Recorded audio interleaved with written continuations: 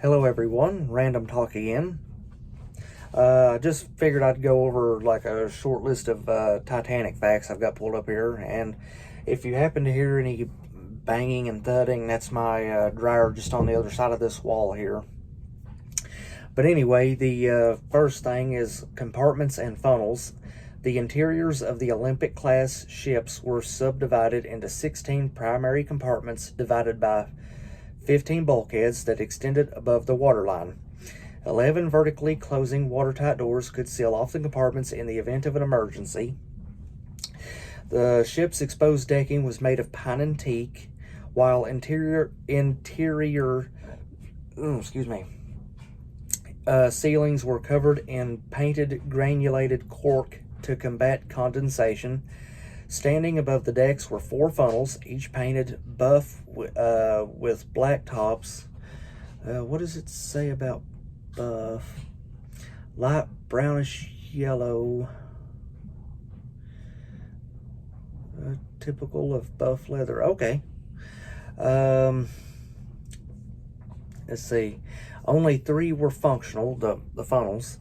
The aftmost one was a dummy installed for aesthetic purposes and kitchen ventilation.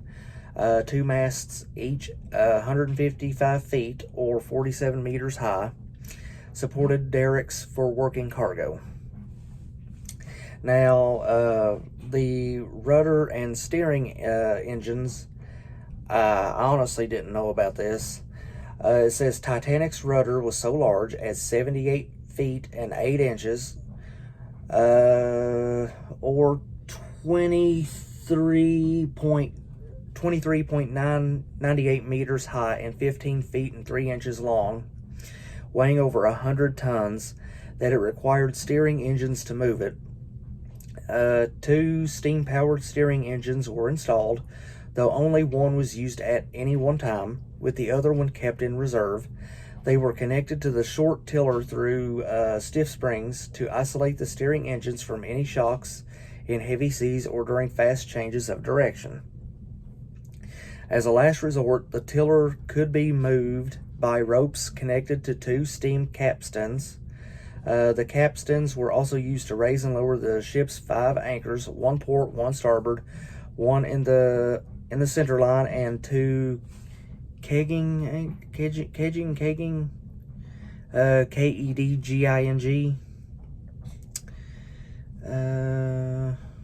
Okay.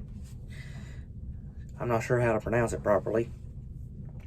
And the last thing I'm going to go over here, it says water ventilation and heating.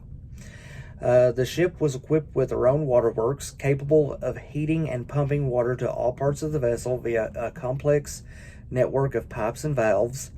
The main water supply was taken aboard while Titanic was in port, but in an emergency, the ship could also distill fresh water from seawater.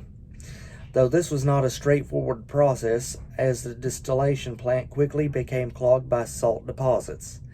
A network of insulated ducts conveyed warm air driven by electric fans around the ship, and first-class cabins were fitted with additional electric heaters. See if there's anything else real quick, like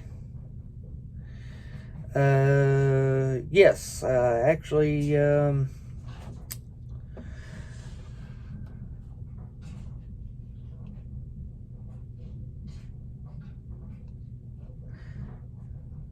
I take that back. No, there wasn't. I thought it was something. It for whatever reason, it was like going off on some other ship. I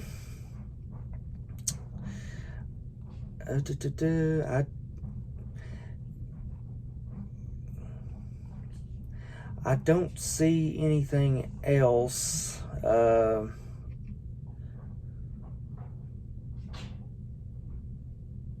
Oh, well, actually, yeah, here's something.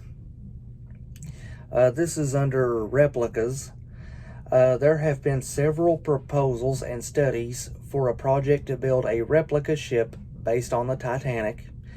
A project by South African businessman Sarel Gaz. I may not be pronouncing that right.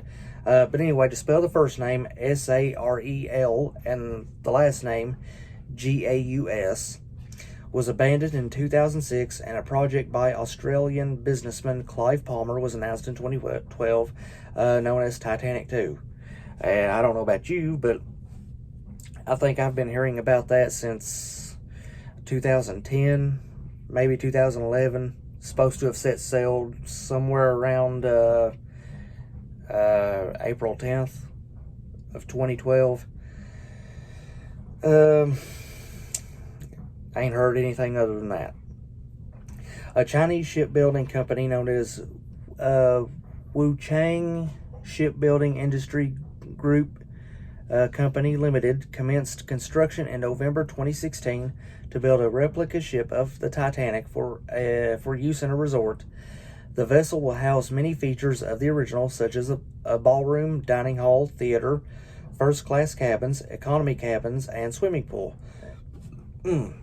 Excuse me. Tourists will be able to reside inside the Titanic during their time at the resort. It will be permanently docked at the resort and feature an audiovisual simulation of the sinking, which according to this has caused some criticism. Though I can understand why. The RMS Olympic was the sister ship of the Titanic. The interior decoration of the dining salon and the grand staircase were identical style and created by the same craftsman. Large parts of the interior of the Olympic were later sold and are now in the White Swan Hotel, Alnwick, which gives an impression of how the interior of the Titanic looked.